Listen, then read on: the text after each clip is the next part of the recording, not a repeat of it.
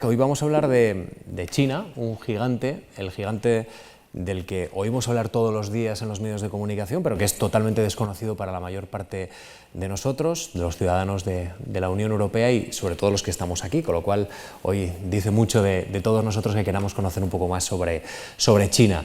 Muchas gracias a todos los que nos están observando, atendiendo, siguiendo a través de la emisión en continuo en marc.es.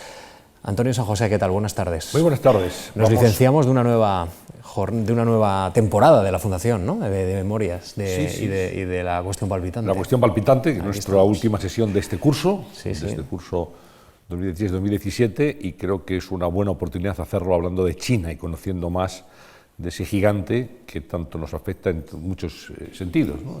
Político, económico. Es muy interesante estudiar la geoestrategia de China en este momento y vamos a aprender hoy, como siempre, de los que saben. Sí, estamos apurando ya la temporada de la Fundación, ya pensando en la próxima.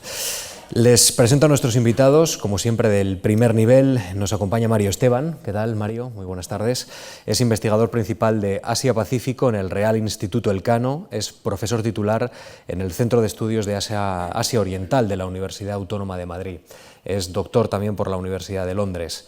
Ha colaborado como analista externo para la Comisión Europea y el Parlamento Europeo y el Gobierno español y ha sido investigador visitante en varias instituciones culturales chinas. Tiene publicada también bastante obra académica relacionada con esta región y con los desafíos de China. Y nos acompaña también Xin Golden. ¿Qué tal, Xin? Muy buenas tardes y gracias por acompañarnos. Catedrático de Estudios de Asia Oriental en la Universidad Autónoma de Barcelona, director del Centro de Estudios e Investigación sobre Asia Oriental, además investigador senior asociado de la Fundación CIDOB, doctor por la Universidad de Connecticut, tiene una amplia experiencia docente internacional y es experto en estudios culturales comparativos, en construcción del discurso político chino y de relaciones internacionales de China. Así que son dos perfiles muy interesantes para obtener hoy una visión global de cómo es China y qué desafíos tiene en el futuro más cercano. Vamos a empezar intentando colocar en el tablero mundial el rol que está jugando ahora mismo China. En enero de este año, por primera vez asiste al Foro Económico de Davos, el Foro Económico Mundial. El presidente Xi Jinping plantea o resalta a China como si fuera prácticamente el gran defensor de la globalización frente a la política proteccionista de Trump. Yo les quiero preguntar si creen ustedes que China verdaderamente está en condiciones de liderar la globalización hoy, si es globalista China. Mario. Bueno, yo creo que resulta innegable decir pues que China es uno de los grandes ganadores de la globalización y por lo tanto pues tiene interés en mantener algunos de sus fundamentos, el libre comercio, por ejemplo, principalmente, ¿no? Ahora bien, eso es una cosa y otra distinta es que si China tiene capacidad de liderar ella la globalización. Yo creo que eso es un asunto más delicado, más complejo por los desafíos internos que también tiene. Pero bueno, yo creo que lo que sí que es importante es poner sobre la mesa que China no es un país que esté en contra, digamos, ¿no?, de la globalización o en contra de los fundamentos, ¿no?, en el sentido del orden internacional, sino que es un país que tiene un interés propio en dar una continuidad, ¿no?, a un orden internacional estable y con pues unos libre comercio y unos intercambios económicos fluidos, ¿no?, a nivel internacional. Xin, ¿qué opina? Pues yo creo que ha sido un regalo a Xi Jinping la elección de Donald Trump, porque la abdicación del libre comercio por parte de Estados Unidos y el Reino Unido deja a China por defecto como el líder, la economía más grande que todavía está a favor del libre comercio, y por otro lado deja a China como líder de la lucha contra el cambio climático también. Pero China ya estaba preparando un camino.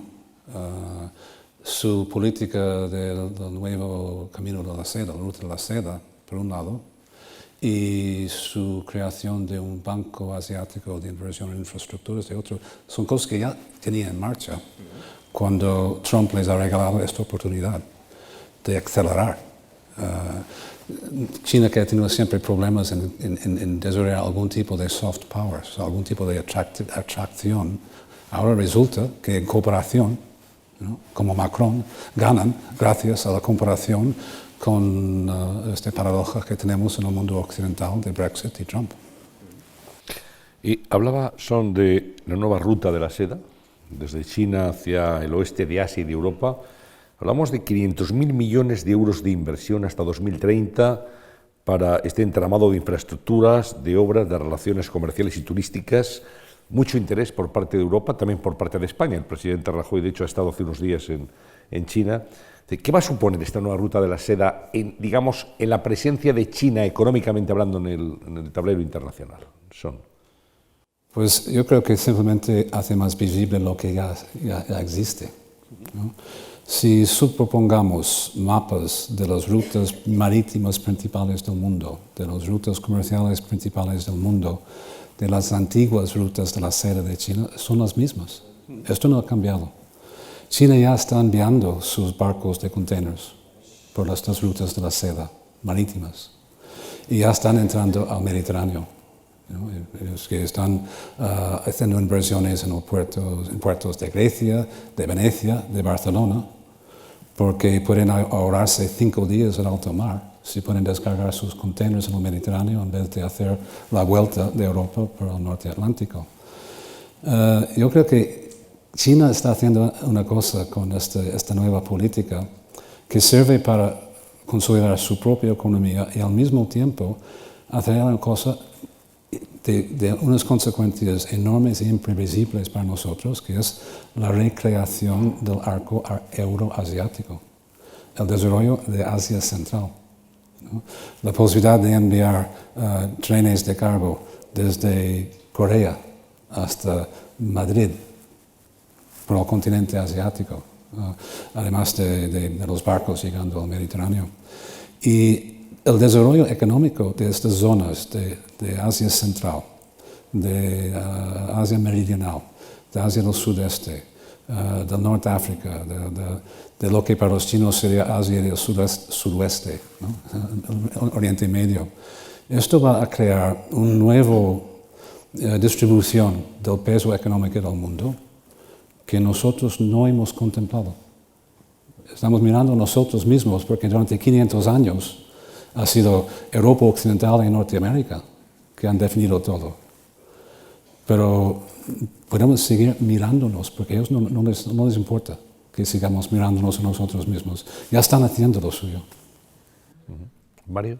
Sí, no, a mí me gustaría profundizar en una idea, ¿no?, que yo creo que Sean ha puesto sobre la mesa, y es que en gran parte esta nueva ruta de la seda es una narrativa. O sea, más que en realidad suponer un cambio, ¿no?, a nivel comercial o a nivel financiero, más bien lo que está haciendo es envolver unos procesos que ya estaban, ¿no?, que ya estaban sobre la mesa. Y esto es muy importante porque, claro, todos somos conscientes de que China, a nivel económico, pero también a nivel militar, ¿no?, y en todas las dimensiones, ¿no?, que componen el poder de los estados, ha aumentado de forma muy notable sus capacidades en los últimos 35 años. Y esto, pues claro, lógicamente genera pues una sacudida, ¿no?, para el orden internacional, para sus vecinos, ¿no?, y para otros países. Entonces, claro, esto, no quiero ser simplista, ¿no?, pero en el fondo esto solo te lo puedes tomar de dos maneras, es decir, o como una oportunidad para tu propio desarrollo económico, ¿no?, y para, bueno, intercambios de todo tipo, científicos, académicos, comerciales, financieros, etcétera, o como una amenaza, un desafío para el statu quo, para el orden internacional vigente, ¿no? Entonces, claro,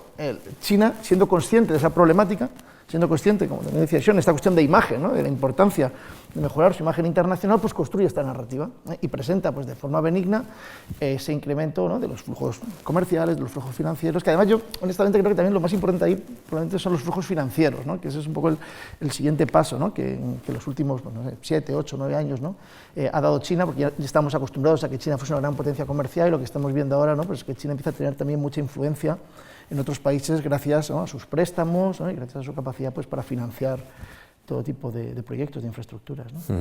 En ocasiones las frases que dicen los políticos revelan una visión del mundo. Y yo les voy a plantear una frase que he leído en un discurso de Xi Jinping en Davos, con una frase un poco enigmática, y quiero que me digan si realmente demuestra que la visión china está aquí o no, ¿vale?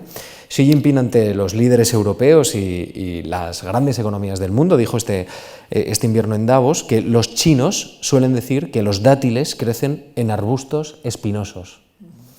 ¿Esto es así? Es decir, ¿cree usted que define bien la mirada con la que China está en estos momentos interactuando con el mundo occidental, fundamentalmente, con Europa y con Estados Unidos? Bueno, yo creo que lo que quiere advertirnos, ¿no?, es que seamos conscientes bueno, pues de que los grandes proyectos no son sencillos, ¿no?, porque claro, este proyecto de la Franja y la Ruta, o la Ruta de la Seda, pues se lanza en 2013.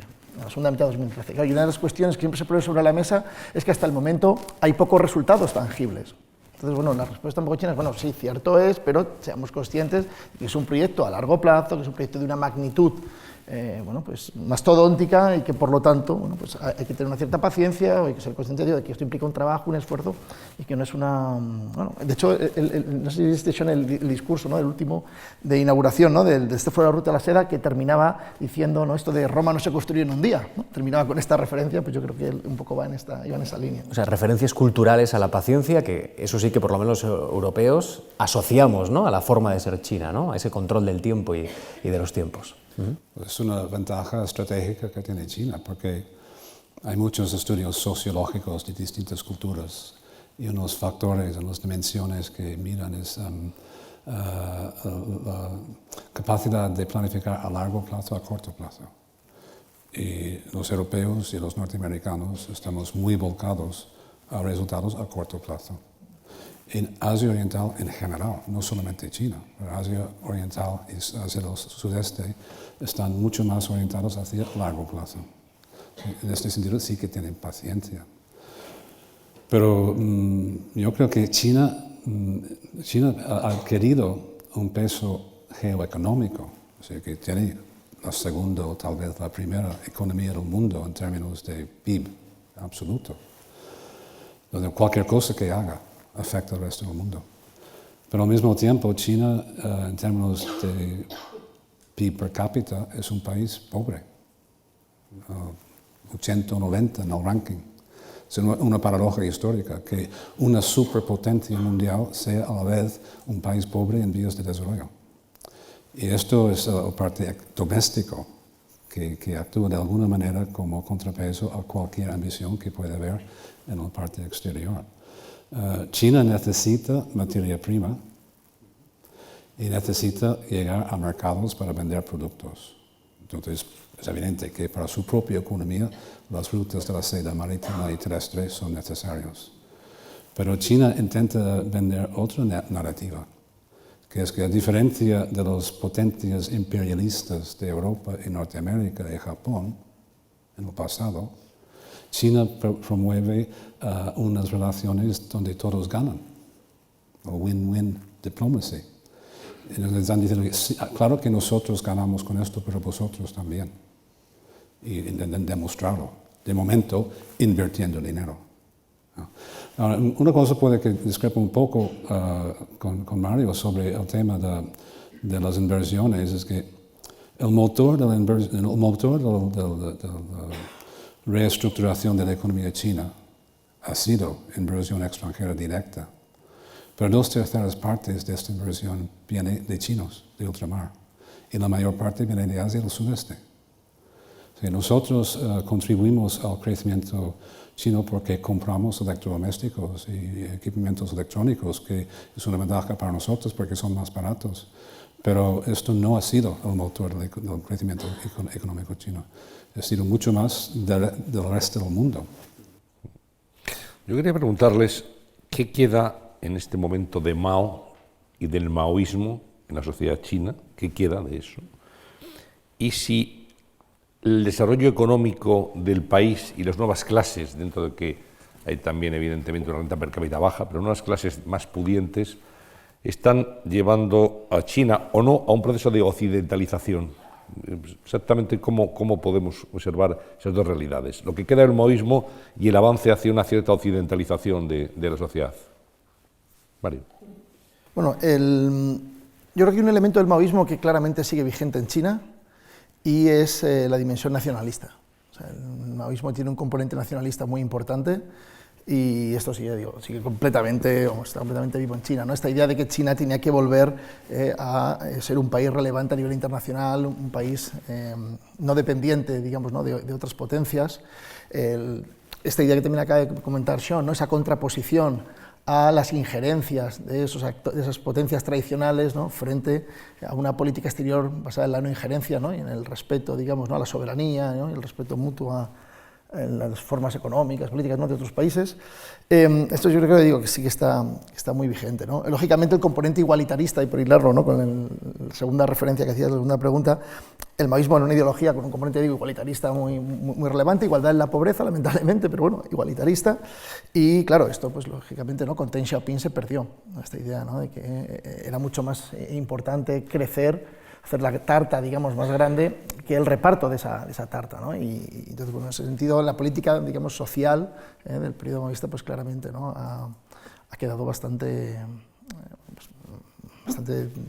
transformada, ¿no?, vamos, la han dejado de lado, ¿no? Pero yo creo que el componente nacionalista sí que está claramente muy vigente. Pero la cultura, digamos, occidental, el cine, de los medios de comunicación, bueno, ¿están cambiando la forma de percibir la sociedad de los propios chinos, especialmente a la gente joven? Bueno, es que depende hasta qué punto lleguemos, claro, porque vivimos en un mundo globalizado, ¿no? Entonces, claro, lógicamente, el foco más fuerte, más potente, ¿no?, pues parte de Estados Unidos, ¿no?, parte de Occidente, aunque cada vez más, ¿no?, hay otros países, ¿no?, que tienen una caja de resonancia fuerte. Y bueno, pues claro, lógicamente la juventud china ve series de otros países, viaja más por el mundo, pero eso es una cuestión, ¿no? Y otro elemento, yo creo que tiene un poco de cuidado con esto. O sea, esto no nos debe llevar a pensar que esta población china quiere exactamente las mismas cosas que nosotros o tiene las mismas prioridades que nosotros, porque nos estaríamos equivocando si pensásemos esto, ¿no? O sea, como decía antes, ¿no?, el nacionalismo sigue teniendo un componente muy fuerte.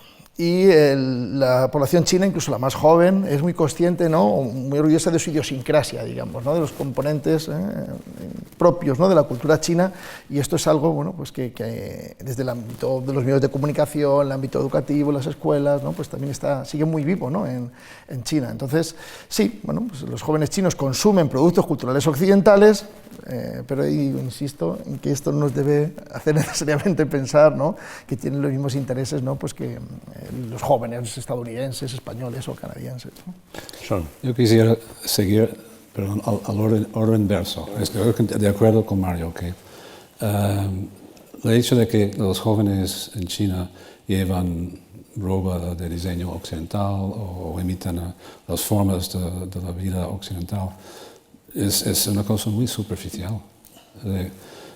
Tenemos muchos chinos inmigrados o hijos de chinos inmigrados viviendo en España.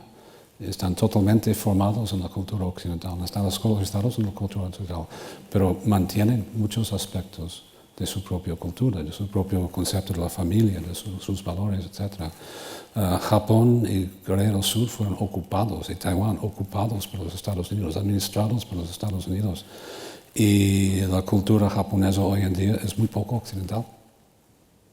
En las cosas del día al día, la naturaleza de la familia, etc. Yo creo que, a diferencia de las Américas y de África, donde las civilizaciones que ya existieron no pudieron resistir la opresión cultural impuesta por el imperialismo, en casos de países como China y tal vez India, tienen una civilización propia. Tienen razones para pensar que sus valores podrían ser igual o mejor que los que nosotros predicamos. Ahora, en el caso de Mao, es que hay muchos Mao. En el imaginario popular, Mao era un líder campesino que llegó a liberar al país de una dinastía corrupta y decadente y poner fin a las humillaciones de los agresores extranjeros. Y era un nuevo emperador. Para los taxistas de las ciudades de China hoy en día, Mao es un amuleto de la suerte que cuelga del retrovisor. Para los trabajadores que han quedado en el paro por la privatización de empresas estatales, el único discurso político que pueden utilizar para formular sus reivindicaciones es el discurso maoísta. Para los jóvenes artistas y escritores disidentes, críticos con el gobierno, el único discurso que tienen para analizar y criticar es el maoísta. Es lo único que aprendieron como guardias rojos. O sea que hay unos elementos aquí que están allá, están dentro no sé si es un ejemplo apropiado o no, pero digamos que puede haber todavía tics del falangismo o del franquismo en algunos discursos políticos en España, aunque se ha desacreditado sus orígenes. Después, dentro del Partido Comunista, que es un sistema muy complejo, se puede citar Mao para hacer las cosas difíciles a Xi Jinping. Xi Jinping puede citar al Mao para callar a sus oponentes dentro del partido. Pero yo creo que lo que queda de Mao es que el valor maoísta que queda, que todavía se defiende desde ciertos sectores, sería el igualitarismo. Mao tenía razón cuando dijo durante la Revolución Cultural que había ciertas personas en el partido siguiendo el camino capitalista. Tenía toda la razón. Lo que pasa es que la mayoría del partido está siguiendo ahora el camino capitalista. Y Mao tenía miedo de este camino capitalista precisamente porque inevitablemente algunos se enriquecen antes que otros. Por lo tanto, desigualdad. Deng Xiaoping dijo, no importa si algunos se enriquecen antes que otros, porque también dijo, no se puede redistribuir una riqueza que no existe. Entonces hay este constante debate dentro del partido entre cómo generar riqueza versus cómo redistribuir esta riqueza para tratar la desigualdad. Entonces, en este aspecto, algo queda de un ideal de Mao, de una sociedad igualitaria. Pero este ideal de Mao es parte de la cultura china desde hace 2 o 3 mil años. En otros términos, lo que se llama pensamiento Mao Zedong, aunque tenga volúmenes y volúmenes y volúmenes de escritos, lo que queda de lo que es el pensamiento Mao Zedong es un simple principio, que es la necesidad de adaptar a las condiciones chinas cualquier teoría que viene de fuera. Mario, en la primera de las cuestiones, cuando hablábamos del rol internacional de China, se planteaba una cosa es estar en la globalización o querer liderarla y otra muy diferente es poder liderarla. Yo quiero plantearos a estos dos analistas que nos acompañan hoy en la Fundación si se puede aspirar a liderar el mundo sin el respeto completo a los derechos humanos y sin una democracia de carácter liberal. Ese es el modelo tradicional que tenemos de desarrollo económico en los países occidentales. ¿Se puede imponer en la globalización un modo al estilo chino, oriental? Bueno, aquí hay varias, yo creo que hemos juntado muchas cosas, ¿no? O sea, yo creo que la primera idea es que China no tiene ninguna pretensión de liderar el orden internacional, por lo menos por el momento. O sea, ya digo, yo no creo que esto no es mucho menos prioritario, ¿no? para China. Y no tiene tanto que ver o solo que ver, ¿no? con esta cuestión de los derechos humanos, la democracia, sino que tiene que ver también con una idea más amplia, ¿no? Y es lo que hablábamos antes, ¿no? De si China es percibido o no como una amenaza.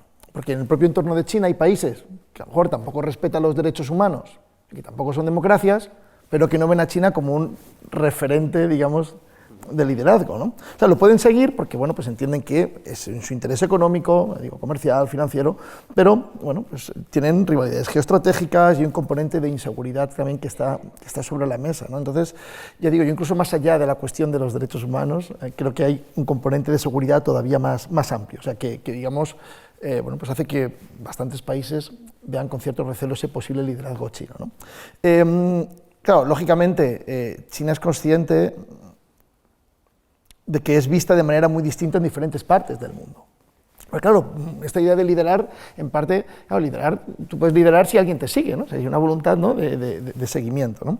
Y claro, la historia de China, los últimos 35 años, ¿no? Ha sido una historia muy convulsa, de éxito, en la dimensión socioeconómica, a pesar de todos los problemas también que sigue habiendo en China, ¿no? Y lo socioeconómico, pero es esencialmente una historia de éxito, que luego se puede matizar, pero es una historia de éxito a nivel socioeconómico, ¿no? Entonces, claro, hay lugares del mundo donde esta parte, ¿no? de éxito, sobre todo países en vías de desarrollo, pues es contemplada con especial interés, ¿no? Porque la principal problemática que ellos perciben como ciudadanos, ¿no?, de X países en vías de desarrollo es una problemática de falta de desarrollo material y de acceso a servicios, ¿no?, pues básicos, ¿no?, educación, sanidad, etcétera, ¿no? Entonces, bueno, pues enfatizan esa dimensión de éxito de China. Lógicamente, si nos fijamos, ¿no?, en libertades civiles, derechos políticos, pues claro, en estos 35 años China no se ha transformado tanto, ¿no?, como en la otra parte. Entonces, bueno, pues en sociedades a lo mejor más postmaterialistas como la nuestra, pues lógicamente tendemos a poner más énfasis en esa otra parte, en la que China pues no tiene ese historial exitoso que exhibir, ¿no? Entonces, claro, esta idea de derechos humanos, no derechos humanos, pues claro, también dependiendo del país, pues se le da más o menos importancia, porque claro, no en todas las partes del mundo, ya digo, ¿no?, se pone tanto énfasis, ¿no?, en esta... Hace 3 días en el Congreso de los Diputados, el ministro de Exteriores español, Alfonso Dastis, estaba defendiendo el Tratado de Libre Comercio entre la Unión Europea y Canadá como una muestra de gobernanza de la globalización al estilo occidental, y decía, mejor conocer este medio que no nos impongan otro medio, en referencia a Oriente, al Extremo Oriente, en referencia fundamentalmente a China. Claro, lo que pasa es que yo creo que hay categorías que honestamente se nos han quedado un poco obsoletas, es decir, Occidente, Oriente, yo creo que, ya digo, ¿no?, que se nos han quedado un poco obsoletos, ¿no?, porque, por ejemplo, ¿no?, el Tratado de Libre Comercio con Corea del Sur pues es uno de los más exitosos, ¿no?, que tiene la Unión Europea, ¿no? Entonces, y insisto, en esa parte del mundo hay países que no son democráticos y que contemplan también con recelo la emergencia de China, ¿no? Entonces, ¿no?, hay como distintas variables, ¿no?, que son relevantes, y no solo la geográfica o no solo la de democracia, digamos autocracia, ¿no?, sino que hay otros componentes ahí, ¿no?, que hay también que contemplar, ¿no? ¿Qué opinas, Shen? Pues yo no creo que China tiene ambición de liderar el mundo, ¿no? Aquí tenemos un problema que es nuestro, que es que el ladrón y la gente de su estación, nosotros sí que impusimos órdenes en el mundo y queremos mantenerlos porque son ventajosos para nosotros.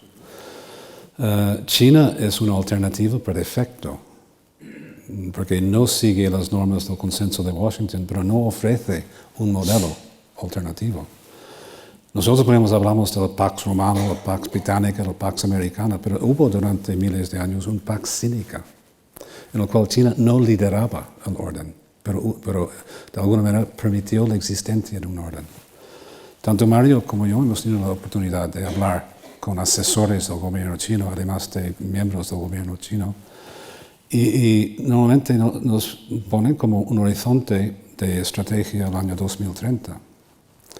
Y primera premisa, no habrá una guerra mundial antes del año 2030, porque si hubiera cambiado toda la estrategia. Segundo, que tienen tantos problemas domésticos que no los pueden resolver antes del 2030.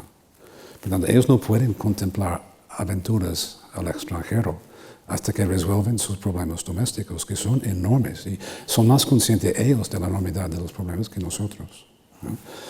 A partir de ahí, el problema es cómo crear una economía basada en su mercado doméstico y no en la exportación. Porque la manera de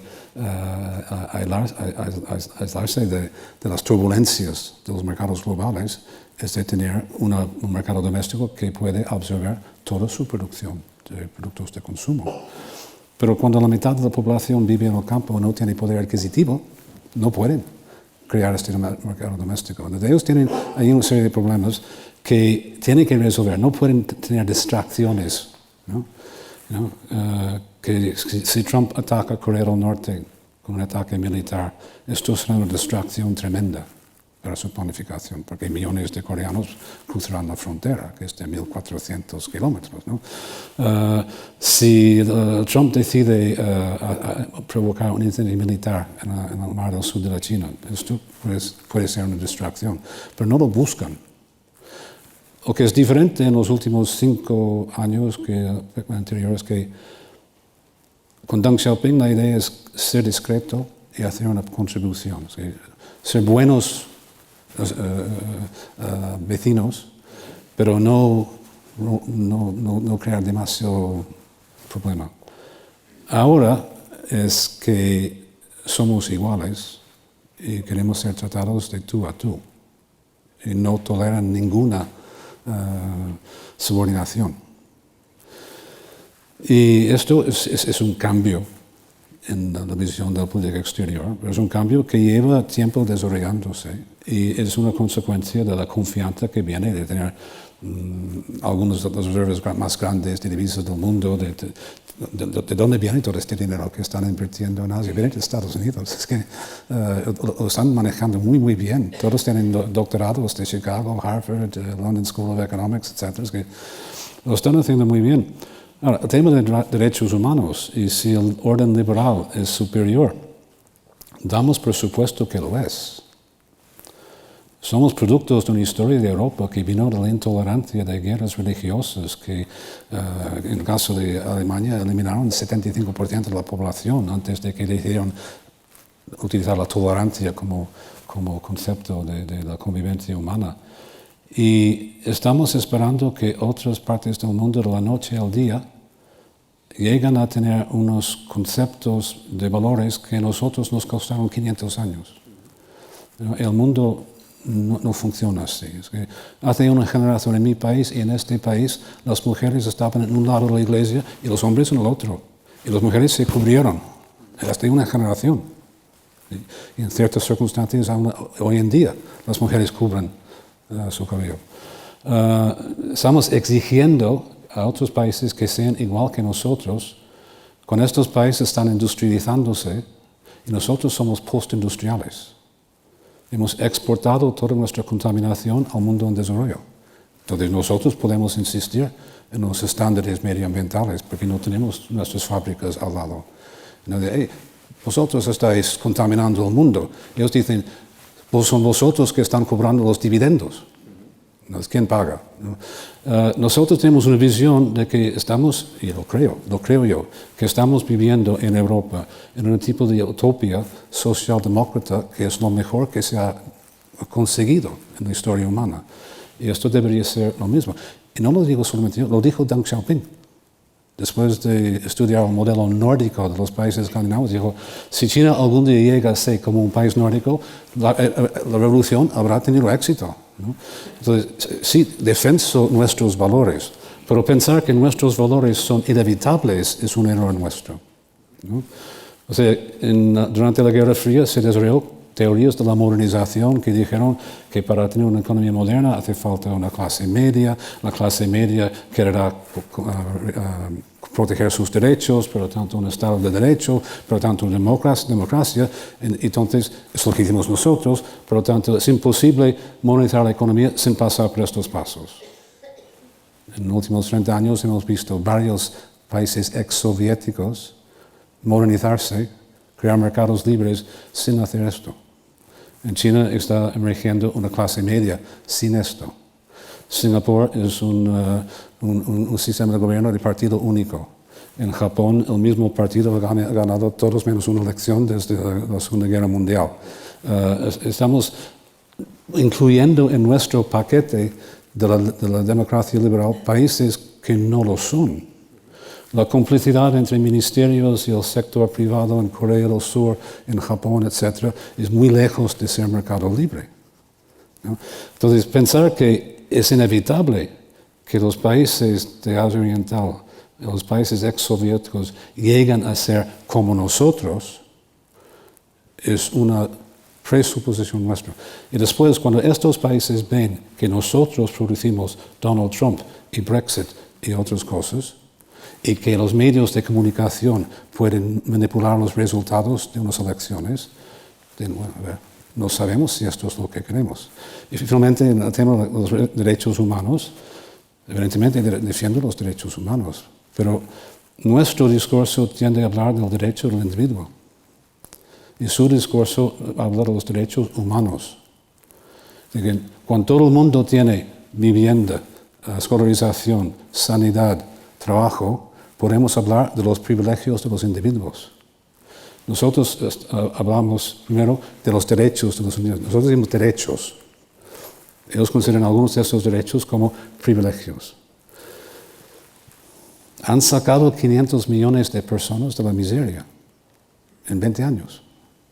Ningún sistema ha hecho esto en la historia humana. Quedan 250 millones para sacar la miseria. La miseria definida por el Banco Mundial, de vivir a menos de $1.25 por día. Bueno, ellos dicen, mira lo que hemos hecho, estos son derechos humanos. ¿No?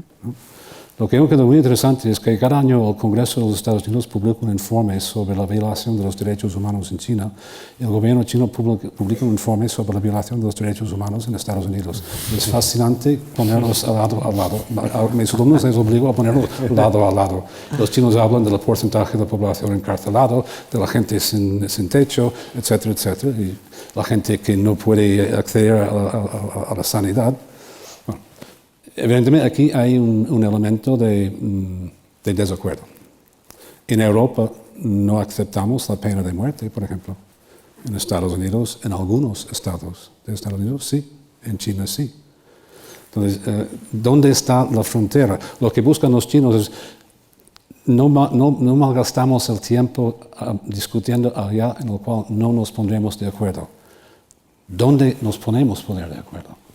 Sí, yo quería hablar de España y China, o sea, más allá de la retórica diplomática, el uso de los tradicionales lazos de amistad y cooperación. ¿Dónde estamos en realidad? ¿Cómo se percibe a España desde China? ¿Cuál es nuestro nivel de intercambio económico, cultural, social?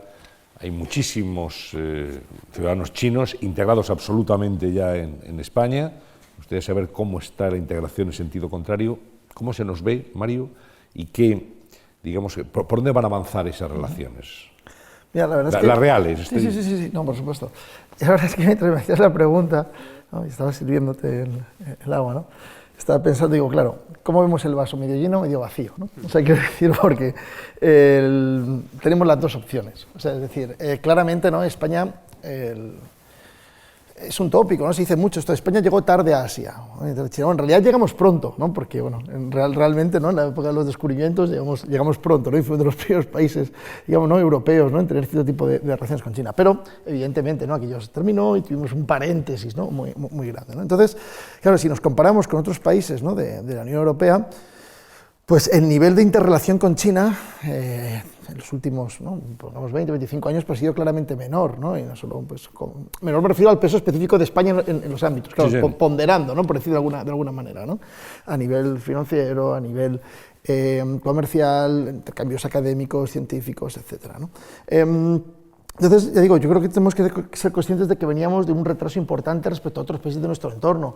Entonces, partiendo de esa base, yo creo que también es importante subrayar, pues que no sé, por decir, ¿no? En los últimos, tal vez, 17 años, 15, bueno, lo que vamos de siglo XXI, digamos, ¿no? Bueno, pues yo creo que España ha ganado posiciones, ¿no? Y aunque, digo, ¿no? Pues, obviamente, ¿no? Nuestro peso específico en la relación con China pues no tiene nada que ver con lo que tenemos, por ejemplo, con América Latina, y dentro de la política exterior española, pues China, ¿no? Es un país que tiene menos relevancia, menos peso, ¿no? Del que debería, pero bueno, digo, si lo comparamos, ¿no? Con el que tenía, ¿no? Pues hace 20 años, pues ya digo, ¿no? A lo mejor en vez de ver el vaso medio vacío, ¿no? Pues lo empezamos a ver un poco más lleno, ¿no?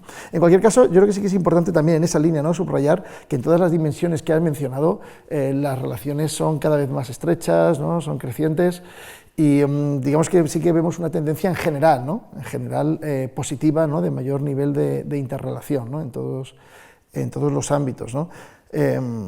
Luego, bueno, pues podemos entrar, ¿no? En casos concretos. Decimos, bueno, pues no sé, inversiones chinas en España. Hombre, pues es cierto, ¿no? Que España es uno de los, probablemente, ¿no? De los 3 países, ¿no? de la Unión Europea en el que es más notable, ¿no? En cierto sentido, no la escasez de inversiones chinas, pero sí en relación al tamaño de la economía española. Vuelvo a lo mismo, ¿no? Ponderando lo que es nuestro, pues Polonia, otros esos países, ¿no? Pero es que son pocos más, ¿no? los que tienen ese déficit, ¿no? Temas comerciales, bueno, pues ya sabemos, ¿no? La balanza comercial crónica negativa, ¿no? Que tenemos con China, ¿no? Bueno, pues básicamente la tasa de cobertura, ¿no? Está en torno al 20%, ¿no? Bueno, según el cálculo podemos llegar al 25, incluso quien habla del 30, contando Hong Kong y otra serie de componentes, pero bueno, claramente, ¿no? Nuestra balanza comercial es muy deficitaria, ¿no? Ese volumen, ¿no? De déficit comercial con China, pues básicamente es más de un punto del PIB español, punto y pico del PIB español, ¿no? Ahora mismo son unos 15.000 millones, un poquito más de 15.000 millones de euros, ¿no? Perdón, sí, de 15.000 millones de euros anuales, sí. Y bueno, pues, y no hay visos de que esto vaya a transformarse, ¿no? Volvemos igual, no sé, en el ámbito académico, ¿no?, que antes comentábamos, ¿no?, que venimos tanto Sean como yo, ¿no?, pues claro, es evidente, ¿no?, el retraso de las universidades españolas, ¿no?, respecto a las universidades de otros países europeos, ¿no?, pues a la hora de desarrollar estudios, ¿no?, y proyectos de investigación con Asia, pues ha sido muy importante. Pero insisto, ahí también vemos cómo en los últimos años, pues, ¿no?, se van haciendo avances importantes, ¿no? Entonces, yo creo que es un poco esa es la idea general, ¿no? Vaso medio lleno, medio vacío, pero por lo menos sí que podemos identificar, ¿no?, unas dinámicas, unas tendencias en general positivas, sin tener que caer en la complacencia, porque, insisto, estamos muy lejos de tener resultados que justifiquen esa complacencia, ¿vale? O sea, entonces eso también me parece que hay que ponerlo sobre la mesa, ¿no? Sean, ¿cómo lo ve? Es que hay dos aspectos que quisiera comentar, que son más generales. ¿Cómo ve China a España? En mi opinión, China ve a España como una provincia de Europa. No como un país, sino como una provincia de la Unión Europea. Porque la economía más grande del mundo no es ni Estados Unidos ni China, es la Unión Europea. Y para China es un mercado es un mercado único, y es el más grande del mundo. Pero ya que hacemos todas las estadísticas por Estado-nación, decimos que es Estados Unidos, China, Japón, etc. Y España, no sé, 10º por aquí en estos momentos. California sería 8º, pero no es un Estado-nación, es un Estado, ¿no? Por lo tanto, yo creo que de alguna manera España es una puerta de atrás de la Unión Europea más abierta a China que Dinamarca, por ejemplo, que insiste mucho en el tema de los derechos humanos y que veta algunos aspectos de la política europea hacia China. Por otro lado, y esto lo he comentado varias veces con varios ministerios, China tiene mucho interés en España, muchísima, en la historia reciente de España. Porque una cosa que olvidamos cuando pensamos en la Unión Europea es que más de la mitad de los países miembros de la Unión Europea actualmente son ex-dictaduras, o soviéticos o fascistas. Y todos estos países han pasado por una transición y una modernización que incluye aspectos económicos, de migración del campo a la ciudad, de reestructuración de sectores de la economía, etc., de reforma laboral, toda una serie de cosas que son temas candentes en China.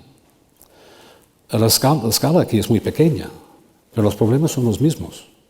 Y cuando vienen a visitarnos en el CIDOB, probablemente en el CANO también, estas son las cosas que quieren comentar.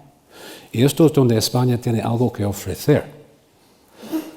Por otro lado, a veces España se hace un flaco favor en su manera de gestionar las relaciones con China, porque el balance comercial, si nos restringimos a exportación e importación, es negativo.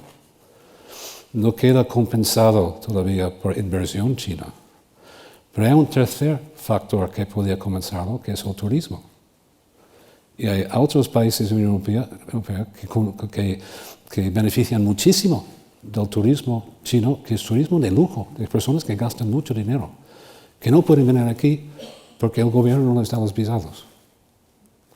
Y en parte es porque el Ministerio de Hacienda sigue con la narrativa que los chinos están intentando llegar aquí ilegalmente para quedarse, mientras que exteriores y universidades están diciendo, no, es que esto ya no es el problema, es que pero no, hay un desajuste entre, digamos, la visión de interior y la policía hacia la persona china que viene de fuera y la realidad. Pero pasan por París más de 1 millón de chinos cada año, ¿no? Pero aquí todavía es escasa este turismo. Entonces, si no podemos remediar el balance comercial exportando más a China, podríamos remediarlo importando más dinero chino en otras formas, como inversión o como turismo. China ha invertido muchísimo dinero en el puerto de Barcelona, a cambio de un acuerdo con todas las administraciones públicas de instalar líneas de tren de cargo de Barcelona hasta Francia. China ha hecho su parte, el Estado, la comunidad autónoma, las diputaciones no han hecho su parte. Y estamos tratando con culturas de negociación y de palabra.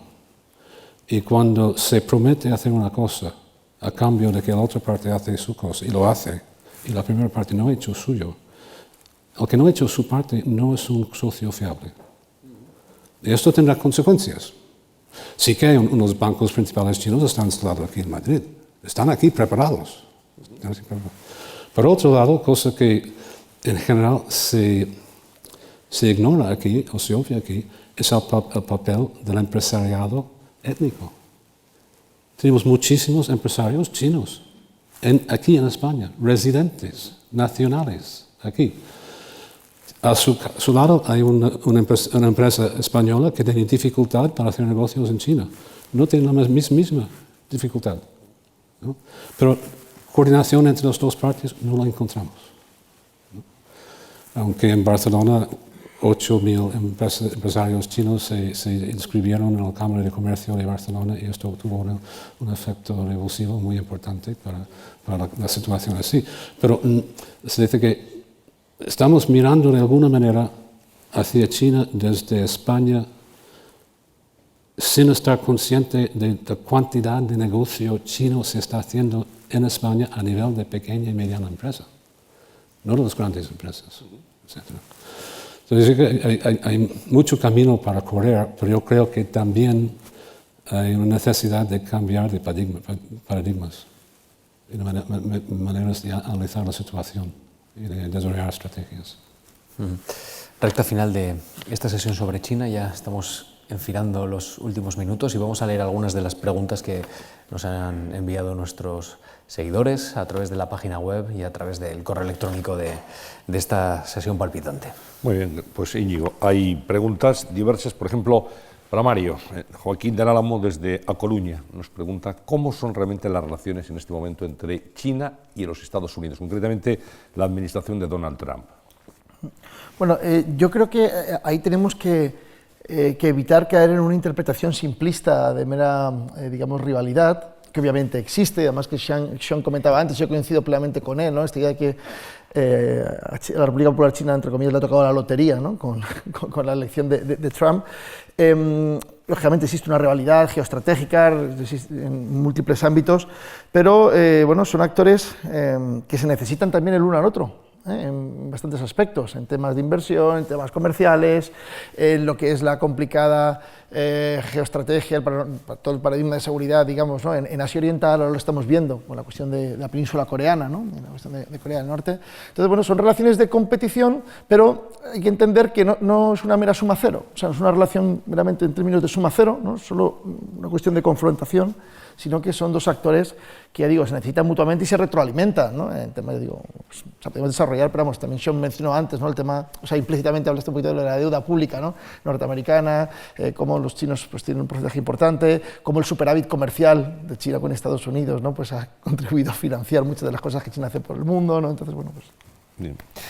Iciar López Mateache, de Madrid, le pregunta, en este caso le pregunta acerca de cuáles son los tres principales desafíos a los que se enfrenta en este momento China. Si hubiera que enumerarlos, ¿cuáles serían? Contaminación medioambiental, pongo primero, porque a diferencia de nuestros economistas, los economistas chinos sí que intentan definir como factor el coste al PIB, el coste en PIB negativo de la contaminación medioambiental y su impacto en la salud y en la calidad de vida, ¿no? Corrupción sistémica, que es parte del resultado de transición de un sistema de nomenclatura, de partido con privilegios hacia el mercado libre, de una situación de precios fijados por el Estado a precios fijados por el mercado, y la presencia en el mercado y en el aparato del Estado de personas de la misma familia sistemáticamente favorece un cierto tipo de corrupción que la población ve como injusto. El problema que he mencionado antes de cómo llevar, en vez de llevar al campo a las ciudades, que es inviable, llevar la modernidad al campo y tener una población del campo con poder adquisitivo que permitiera tener un mercado doméstico autosuficiente. Yo creo que para mí estos son los problemas principales. Bien, la última pregunta la formula Maite Granero desde Palma de Mallorca. Habla de el factor Corea del Norte, las relaciones, Mario, con China en este momento, lo que le afecta a China el problema de Corea del Norte. Bueno, digamos que la situación de Corea del Norte literalmente es un problema también para China, o sea, en el siguiente sentido, ¿no? Y es que, claro, en primer lugar, China quiere evitar el colapso del régimen norcoreano, porque el escenario más negativo para China sería una península de Corea unificada en unas condiciones, digamos, ¿no? Meramente marcadas por el sur y manteniendo pues, una alianza de seguridad con Estados Unidos. O sea, China, esta idea de tener frontera terrestre, ¿no? Con un país que tiene una alianza de seguridad con Estados Unidos, es una cuestión, ya digo, ¿no? que les preocupa en gran manera, ¿no? Y también lo que mencionaba Sean, ¿no? El colapso del régimen norcoreano también tiene unas implicaciones en términos humanitarios, ¿no? De crisis de refugiados, ¿no? que son muy relevantes, ¿no? Entonces, claro, China tiene que hacer un poco de equilibrio.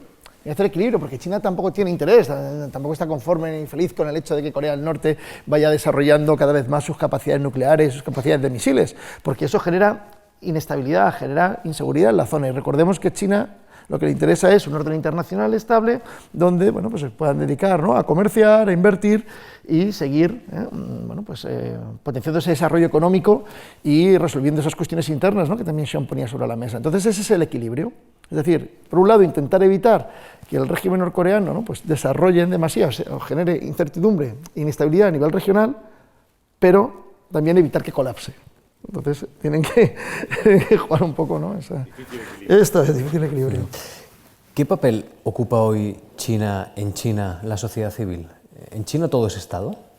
Bueno, pues mira, es una muy buena pregunta. La verdad es que esta pregunta es una pregunta muy buena, ¿no? Porque yo creo que desde Occidente, desde Europa, desde España, tendemos a minimizar el impacto que tiene la sociedad civil en China. O sea, lógicamente es un régimen de partido-Estado, en el que el Estado pues, tiene un papel fundamental, pero claro, aquí solemos tener la impresión, ¿no? De que las autoridades chinas lo pueden controlar todo, ¿no? Y que meramente, ¿no? Pues es un Estado fuerte que impone siempre sus prioridades a la población.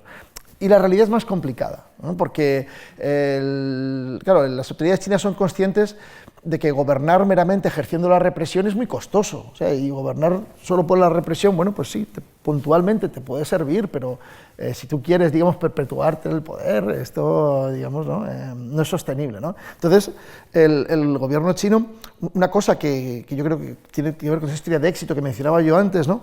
Es que el Partido Comunista Chino tiene una gran capacidad de adaptación y de reinventarse para también adaptarse a esa sociedad cambiante, ¿no? Que es la sociedad china. Es decir, o por explicarlo de otra manera, o sea, por un lado, lógicamente, el Partido Comunista Chino quiere imponer sus prioridades a la población y dirige en gran parte a la población, pero a la vez también es receptivo, recibe, ¿no? Demandas, recibe intereses de esa propia población. Entonces, bueno, se van retroalimentando, se van transformando mutuamente. Yo creo que esa es, honestamente, es la razón por la que el Partido Comunista Chino pues, sigue hoy, digamos, gobernando China, ¿no? Y no ha colapsado, ¿no? Pues como sí hicieron otros partidos comunistas. Sí, ¿qué opina?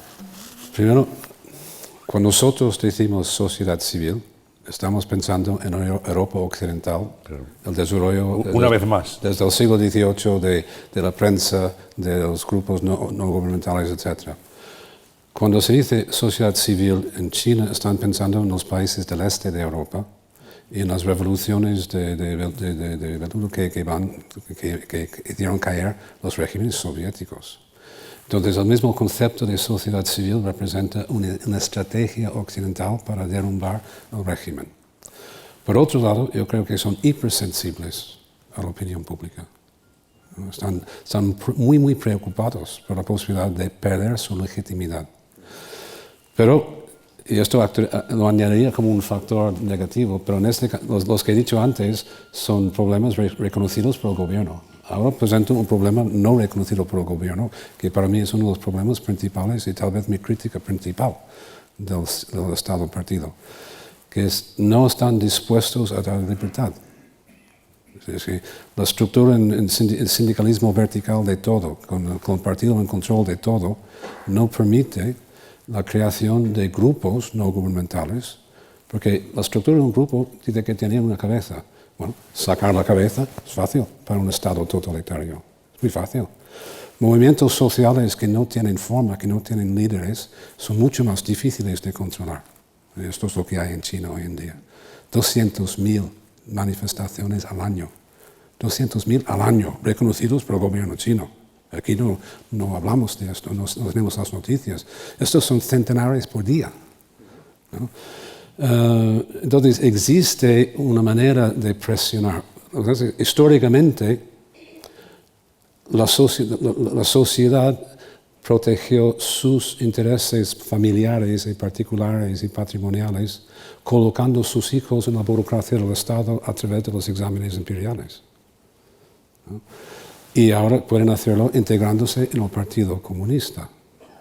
Entonces, si se puede proteger los intereses del grupo, o los intereses de los ganancias, etc., estando dentro del aparato del Estado-partido, no es necesario hacerlo desde fuera. Entonces, no podemos coger el modelo de sociedad civil que se desarrolló aquí y decir, esta es sociedad civil. ¿Lo tienen ahí? No, no lo tienen. Bueno, es mejor para mí mirar qué tienen ahí. Y en su historia, cómo se ha controlado desde fuera del gobierno los excesos del gobierno. Cómo se ha hecho históricamente en China. Porque se ha hecho. Entonces podemos decir, bueno, sí, hay algo ahí donde la sociedad civil interviene. Pero el problema es que el gobierno, como dice Mario, quiere controlarlo. Tiene miedo a dejar sueltas las riendas. Bien, una última cuestión, si me permites, Íñigo, había algunas preguntas también referente a la relación con Japón, la relación entre China y Japón, la actual y el futuro de esas relaciones, que sin duda son fundamentales para entender no solamente la geopolítica de la zona, sino también el avance del liderazgo comercial en este momento en el planeta.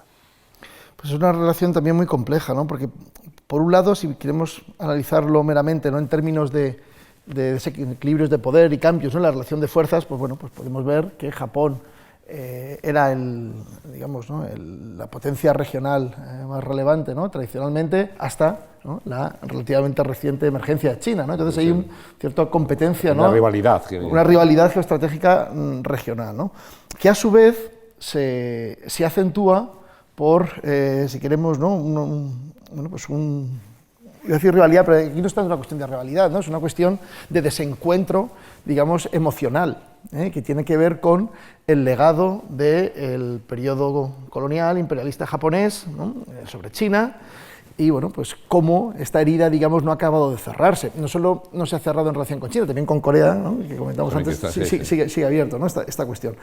Pero en el caso de China y Japón hay que ser conscientes que no solamente estamos ante un problema geoestratégico, sino que hay un componente identitario, emocional, que dificulta todavía más, ¿no?, el llegar a una relación, digamos, ¿no?,